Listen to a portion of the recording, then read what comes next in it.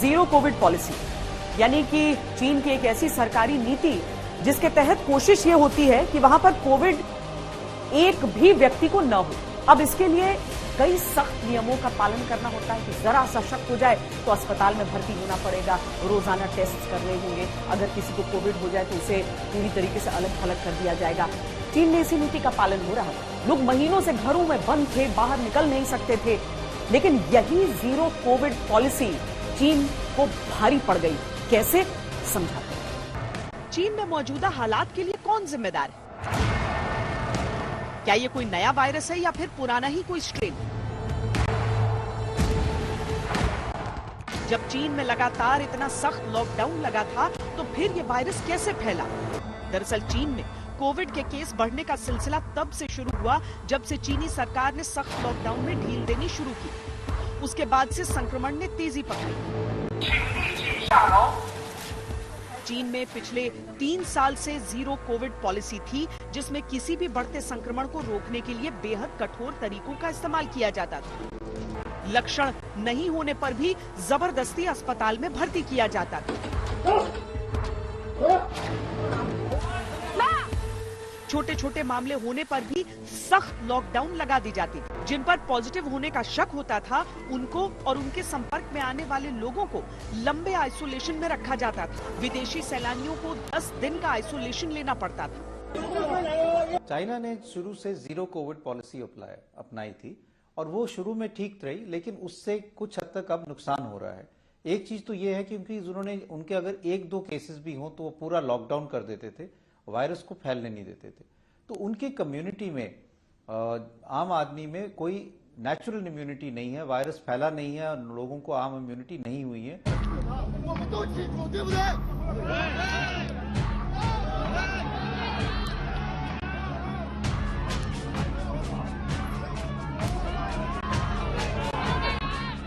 देखा जाए तो ये कठोर तरीके लोगों को संक्रमण से दूर तो रखते थे, लेकिन लंबे समय तक लोगों के एक दूसरे के संपर्क में न आने के कारण किसी में भी प्राकृतिक इम्यूनिटी नहीं बन पाई, जिससे खतरा बढ़ गया।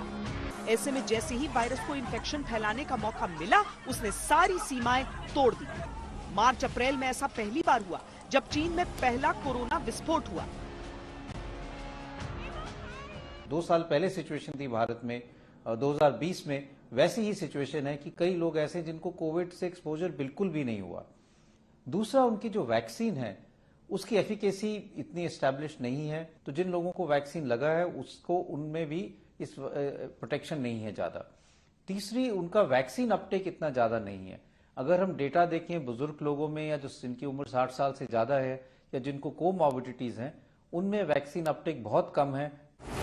जहां दूसरे देशों ने लॉकडाउन में धीरे धीरे ढील दी ताकि लोग आपस में मिल सकें और प्राकृतिक रोग प्रतिरोधक क्षमता विकसित कर सकें, चीन ने ऐसा नहीं किया। लोगों को घरों से बाहर नहीं निकलने दिया। इसको उसने जीरो कोविड पॉलिसी का नाम दिया, लेकिन चीन जिसे अपनी कामयाबी समझ रहा था वो ही उसके लिए कमजोरी साबित हुई। चीन में वैक्सीनेशन का आंकड़ा भी उत्साह बढ़ाने वाला नहीं है।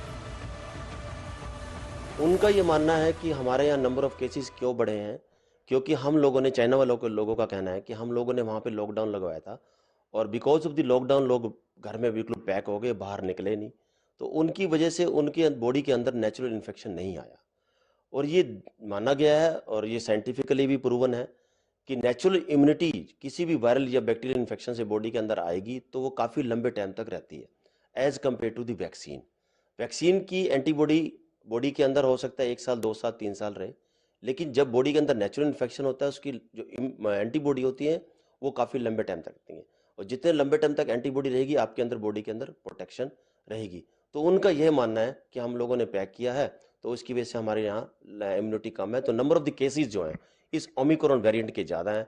जब भी number of the cases variant के ज़्यादा होंगे तो हो सकता है कि वहाँ पे मॉर्बिडिटी और मोर्टेलिटी ज़्यादा हो। रिस्ट्रिक्शन हटने से हेल्थ केयर वर्कर्स भी कोविड की चपेट में आ सकते हैं, जिससे चाइना में हेल्थ केयर सर्विसेज और हेल्थ केयर वर्कर्स की शॉर्टेज का सामना भी करना पड़ सकता है।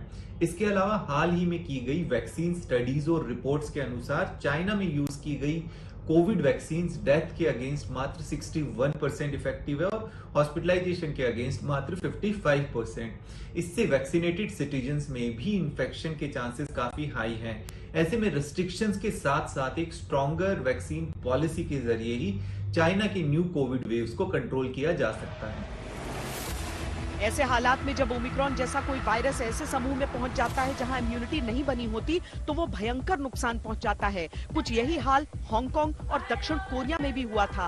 हांगकांग ने भी जीरो कोविड पॉलिसी अपनाई थी और दक्षिण कोरिया ने शुरुआती स्टेज में बहुत तेज टेस्टिंग की थी, फिर लॉकडाउन लगा दिया था।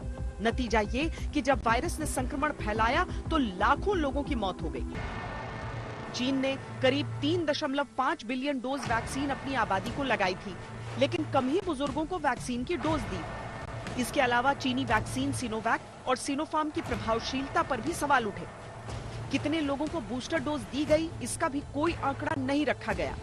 दरअसल वैक्सीन का असर धीरे धीरे कम होता है, लेकिन बूस्टर की गैर मौजूदगी और प्राकृतिक रोग प्रतिरोधक क्षमता कम हो जाने से भी आबादी संक्रमण के खतरे में आ जाती है, जैसा चीन में हो रहा है।